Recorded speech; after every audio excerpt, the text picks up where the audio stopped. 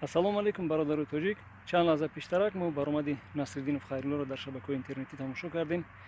ба ҳамин бародар ва ба боқимонда бародарои тоҷик гуфтанӣ ҳастем, ки боздошти шахси мазкуре ки зикр кардан, яъне Иззатамон, дар асоси аризаҳои шаҳрвандон, яъне дар асоси аризаҳое ки дар боби қаллобӣ ариза кардан, дар асоси ҳамон аризаҳо аст ва агар ки ӯ бегуноҳии худро исбот кунад, албатта озод шуданаш аз эҳтимол дур нест.